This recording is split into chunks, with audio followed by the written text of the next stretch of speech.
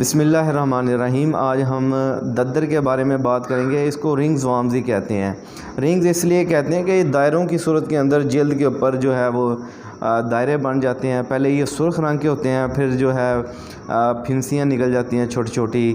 تو ایسی صورت کے اندر یہ کبھی چھوٹے ہوتے ہیں، کبھی ان کا سائز بہت بڑا ہو جاتا ہے۔ خارش بہت زیادہ ہوتی ہے تو ان کو رنگز وارم اور ددر کہتے ہیں۔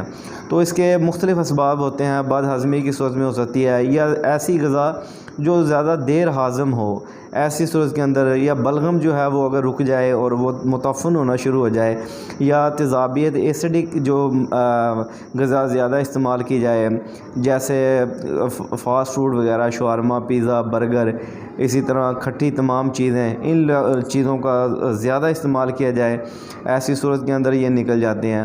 زیادہ تر یہ دیکھا گیا ہے کہ جو دیر ہاضم غذا ہے، جیسے کیلا، اروی، بھنڈی، پیٹھا، دال، ماس، جن چیزوں میں لیس پائی جائے گی وہ زیادہ دیر ہاضم ہوگی، ٹائم لگائے گی۔ ایسی صورت کے اندر وہ متعفن ہونا شروع ہو جاتی ہیں اور جلد کے اوپر جو ہے اس کا اظہار ہونا شروع ہو جاتا ہے، تو خارش ہوتی ہے۔ ایسی صورت کے اندر جتنی ہے میں نے غذا بتائی یہ بالکل بند کر دی جائے۔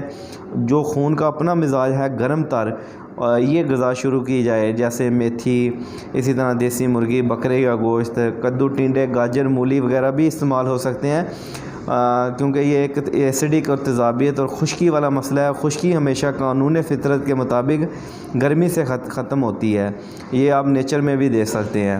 تو ایک جو ہے آپ قہوہ بنا لیں، آپ اجوائن لے لیں چمچ کا چوتھائی حصہ، اور جنگلی پودینہ آدھی چمچ لے لیں، اور تیز پات کے پتے 2 سے 3 عدد۔ اس کا قہوہ جو ہے 3 دفعہ دن میں استعمال کیا جائے۔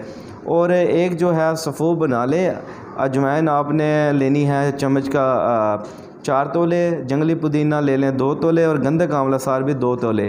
اس کا سفوف بنا کے جو سرسوں کا تیل ہے اس میں تھوڑا سا مکس کر کے جہاں جہاں ددر ہے وہاں پہ یہ لگائیں دن میں 3 سے 4 دفعہ۔ انشاءاللہ 1 ہفتے کے اندر یہ مسئلہ ٹھیک ہو جائے گا۔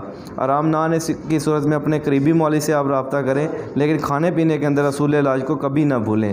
اگر آپ نے ابھی تک میرا چینل سبسکرائب نہیں کیا، کائنڈلی چینل کو سبسکرائب کریں، ساتھ دی گئی گھنٹی پہ کلک کر دیں تاکہ میری ہر نئی آنے والی ویڈیو آپ کو نوٹیفیکیشن میں ملتی رہے۔